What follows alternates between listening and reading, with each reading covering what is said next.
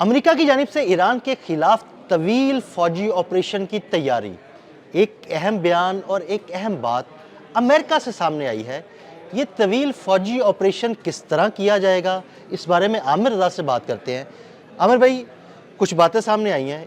एक अमेरिका से ही ये बयान सामने आया कि अमेरिका तवील फौजी ऑपरेशन की तैयारी कर रहा है और शायद इसीलिए वो वक्त थोड़ा सा ले रहा है मुज़ाकरात की आड़ में।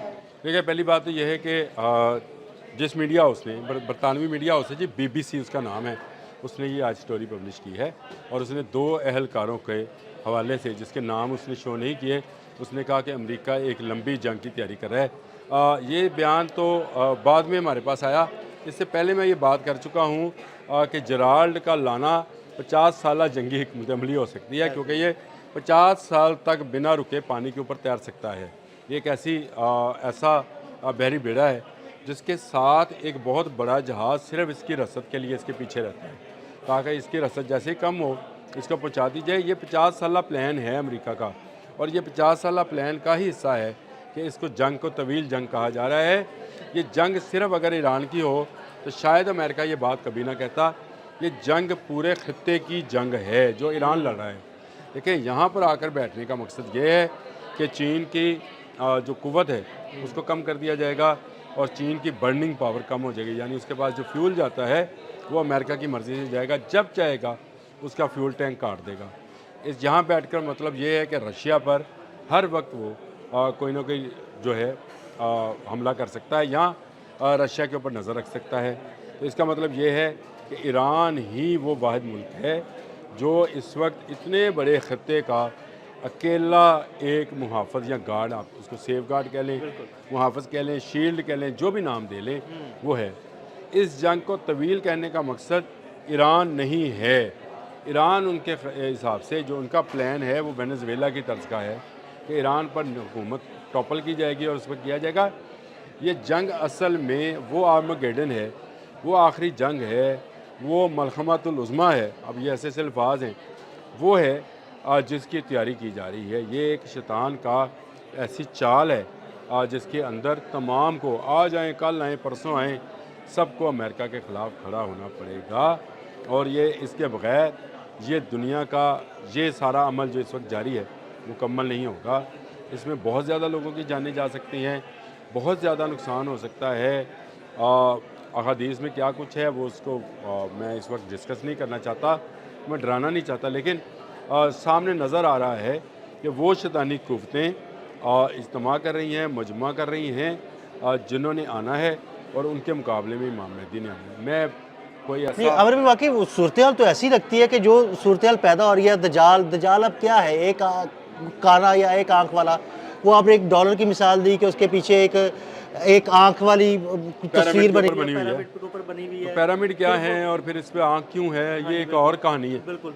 लेकिन मसला ये है कि ये जो 2 अमरीकी अहलकारों के हवाले से BBC ने स्टोरी छापी है, ये बड़ी अहम है और इसके हवाले से मैं ये समझता हूँ कि ये जो लोग मुज़ाकरात को अमन मुज़ाकरात समझ रहे हैं, ये सिर्फ टाइम गेमिंग, आपने मेरा ख्याल लफ्ज़ भी बोला कि ये टाइम गेन किया जा रहा है ताकि अपनी पोजीशन को मजबूत किया जाए।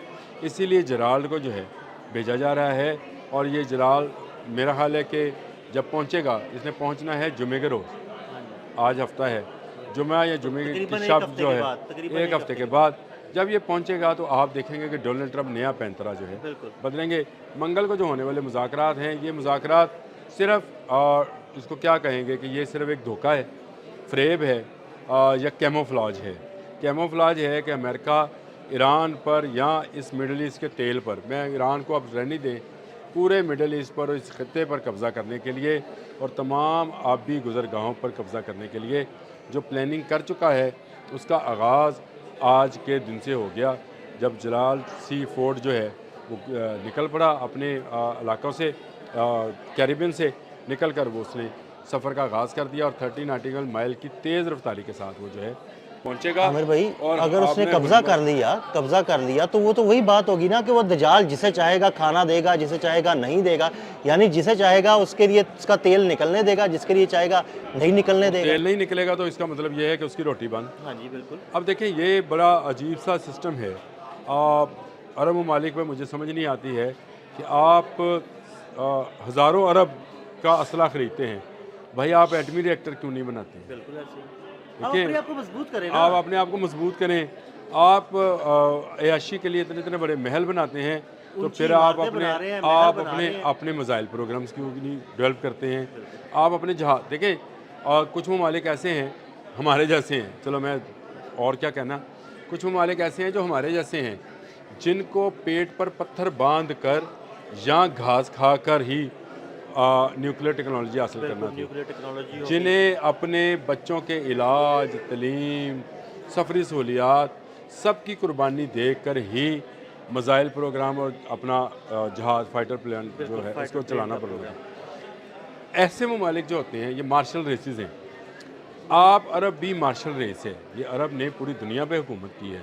तो अब उन ममालिक को क्या हुआ कि वो इन्हिसार करते हैं, खाने पर भी बाहर का, अद्वियात पर भी बाहर का, दिफा पर भी बाहर का।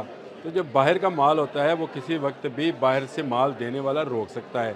ये अब वो वक्त आ गया है, जब ये माल रुकेगा फिर ये तिलमिलाएंगे, फिर ये कहेंगे कि जी हमारा माल रुका, हम तुम्हें, अब मैं लफ्ज़ नहीं बोलना चाहता, मानने को तैयार हैं, और तुम हमें खाना दे दो, मेरा बच्चा मर रहा है इसको दवाई दे दो, मेरी औरत बरहना है इसको कपड़े दे दो। ये मांगने का वक्त ये ज़्यादा दिल सब दूर है नहीं।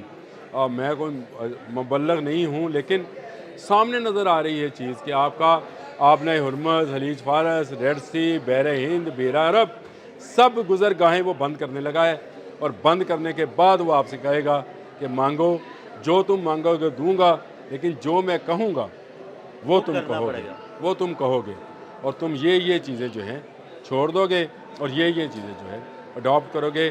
फिर उसकी जो कहा गया है, फिर मैं दज्जाल का जिक्र आ गया, खैर, कि वो कहेगा कि दिन है तो दिन है, वो कहेगा रात है तो रात है।